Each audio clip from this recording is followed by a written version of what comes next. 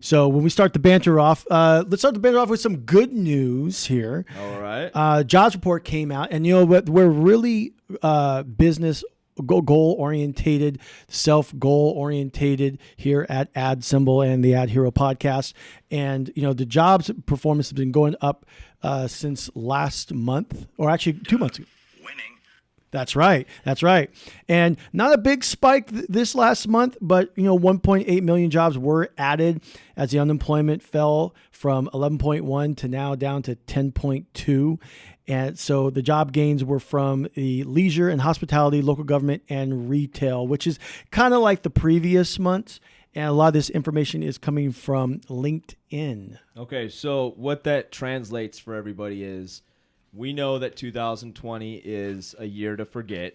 We know that everybody's plans, business-wise, personal-wise, have kind of been thrown in an upheaval. But the takeaway there is things are slowly starting to get back to the way they were back in December, January, when there was a lot of optimism for what 2020 could be. Yes. So I think, if everything continues this path, I think we can still maybe kind of sort of finish the year on a somewhat of a positive note. What do you think? Well, I'll backtrack. And I remember a close buddy of mine said once before 2020 hit, he's like, 2020 is going to be crazy. And I thought it meant like in a positive way. But I really do think now that, hey, look, this is a good test. And we'll see what happens. Like if we can get out of this, great, which so far things looking like it's possible. 2021 just might be the year to recover from 2020. Let's make 2021 the year of the... Let's make 2021 the year of the economic rebound, please, for the love of God. What else do we got on tap in the news segment here, my compatriot?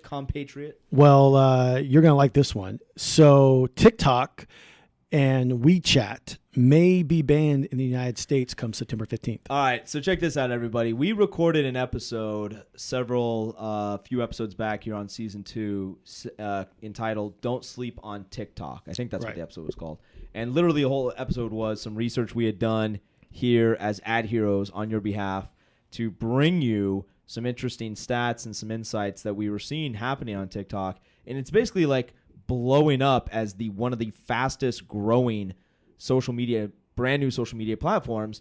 But now come to find out that apparently it is created, owned, and operated by 2 Chinese companies that are based in China. Tencent Holdings and ByteDance. Thank you very much. Mm-hmm. And these entities may or may not be collecting the user data, or because China is a communist country, nobody knows what they're doing with the user data that so many millions of people, especially young people under the age of 15, I believe, 13, 15, a very popular age bracket on TikTok specifically.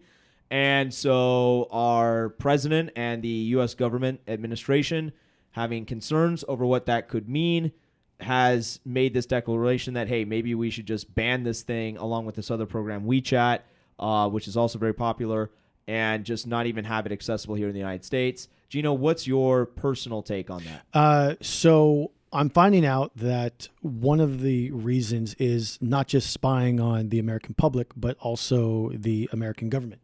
And I didn't realize that government officials or anyone related to that will actually be using TikTok or WeChat. Right. I was going to say, spying on who? Like Will Smith dancing to some music video? Yeah, you notice that? It's always like 2 people dancing and like they're in sync. I mean, spy all you want on that. That's not telling you much. Right. But I guess it's the data that comes from people's phones. I'm suspecting after all these articles I've been reading the last couple of weeks about it. Right. Also, trying to find out if, actually, it might not even be banned just yet, unless Microsoft or even I've heard Apple could be buying it. Right. That's the other update there is if an American company buys it, then it could live on here in the United. I don't know what to think about any of this yet. Well, right. And one other thing I was going to say was that the ad revenue, I don't know how much revenue that they've been bringing in, but it's been soaring up because TikTok has began such a huge momentum. Guys like Gary Vee has been even saying like, don't sleep on TikTok. And I think because of that, a lot of people have really caught on, and okay, advertisers have. I mean, that's the one and only way that this company has been making money off this app has been because of the advertising. Okay, so basically, everyone listening to this episode, you guys got to get on social media and connect with us because we'll keep you afloat when D-Day drops, which is supposedly September 15th. We'll be talking about this on social and interacting with you guys on what you think about this situation. So stay tuned. Yes. All right, stay tuned. We'll see what happens. Moving right along. What's next? Moving right along. So, we always talk about Marvel Comics, DC Comics, and whatever else, floats under the comic book realm, and especially the the movies. But this is unprecedented, actually, and this relates. So AMC, big AMC chain theaters that, have been losing money the last few quarters, billions of dollars worth with a B, and Universal, with Comcast, they have partnered together and are now doing this deal where Universal will play its movies, and after 17 days, will have the option of pulling their movies out of the theaters or keeping them in, but will also be showing their movies on video on demand on iTunes and Amazon. So why is that such a landmark? You're loving the sound effects today. I love it. Yes. Why is that such a landmark thing to be dropping here? Because, I mean, for anyone who doesn't know who's listening in right now, maybe you could just give the very brief historical overview of how movies are traditionally shown in film in theaters and how the payouts take place. So traditionally, movie theaters make they make the first week. There's a big percentage that they make on the first week of a film that's in theaters, and then every week subsequently gets the percentage basically diminishes. So the longer it's in the movie theater, the less is brought into the movie theater itself. However, movie theaters make the most money off of their concessions. Right. So AMC doing a big overhaul in not only in their theaters with sound and visual, but they also and seating, but they also invested in restaurants, bars. So they're trying to increase their revenue. And I'm sure it was until COVID hit. And this actually came from Deadline. Let me just read this real quick for those of you who don't know what's going on. Late last month, the nation's largest chain theater, linked with the landmark deal that smashed the theatrical window, it will let Universal and Focus Feature release play at AMC theaters for a 17-day exclusive theatrical window, after which Universal has the option to make titles available on PVOD platforms with some kind of revenue sharing. Other big exhibitors, Cineworld, the parent of Regal and Cinemark, called the agreement a bad move and did some small ones. As did some small ones. So basically that $25 popcorn that we all get suckered into buying is really where the theaters make the bulk of their money after that initial week of the release. Correct. Okay, well, if a movie's really like, I'm waiting for the Venom 2 trailer to drop. I've been making that very well known. They keep teasing us, telling us that they're going to drop the Venom 2 trailer. Where is my Venom 2 trailer? I don't see it. I'm getting very angry. But when that movie finally does get released, I mean, isn't 17 days? That's over 2 weeks. Isn't that enough time for the diehard fans to go see it? Now remember, that's a Sony picture. That's a Sony property. Oh god. So I get all confused. Okay, take Venom away. Yes. Use a Universal. Use a Universal film. So Trolls is what started this all. All right, okay. So isn't 17 days long enough for most people to get to the theater and see Trolls? Like, it doesn't seem like day 18, 19, 20, etc., the theaters are really going to have that much of a diminished audience, because the bulk of the people are going to see the movie in the first 2 weeks, no? I think so. So how is this a bad deal?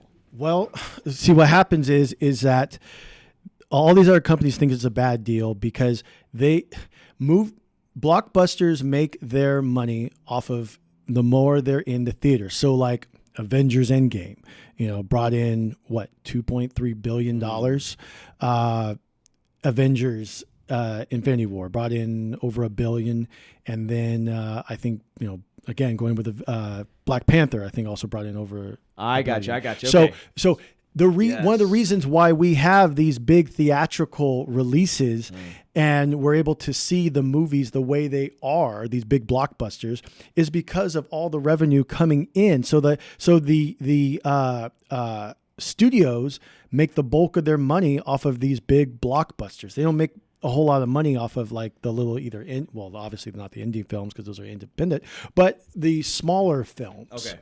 So in summary, what you're saying is the 17-day idea is a bad deal because a film like Infinity War, a film like Black Panther, et cetera, or even Titanic going back multiple years, maybe even decades now, was in the theaters for so long before it was released on television or on a DVD that you could own in your home. The only place that a person could go see it was the theater. Yes. And even all those weeks later, I think Infinity War, if I'm not mistaken, was in the theaters for probably like 6 months. Probably something like that. Yeah. Something like that, right? Yeah. So all those weeks later, even if they're getting a very small percentage of the box office receipts, they're still making a lot of money. Right. In totality. Yes. A worldwide release. Right. So if they trim it down to just 17-day window, and then Universal can go release it on demand and print it on DVDs and ship it out, the theater only has that 17-day window to make the bulk of the money. Yes. And then, it still might be available to go watch it in the theater. But if I can check it out on my Amazon Prime at my house, I'm not going to go to the theater. Right. So now I see the other perspective of the argument. Right. And, this all really relates to like COVID. I mean, if you go back a few months ago with the last Trolls movie, and this is basically the beginning of why all this happened, where the Trolls movie was pulled from the theaters and went straight to on demand, and AMC got mad about that and was actually banning all future Universal films. And then this deal came out. And now it's funny because Regal, Cinemark, all these other movie chains are like, no, this is a bad idea and we're not going to fall for it. I couldn't agree more. Hopefully this is just like a pandemic type deal that they have in place and they have some sort of out clause where they can get out of it. But we'll have to wait and see. Yes. Again, the word on the street is get on. If you're listening to this episode and you like what you hear and you like the AdHero podcast, we really want to meet you in the online world. We're all over Twitter, Facebook, Instagram. Come find us, connect with us on these topics, ask questions. We'll even give you a shout out in one of the episodes. And on YouTube, leave a comment below. That's right. All these episodes are being streamed on YouTube. You can go back and watch them, leave comments, and we're really looking to boost our engagement level on the social media front. We want to know what you think, so leave a comment. Cool. All right.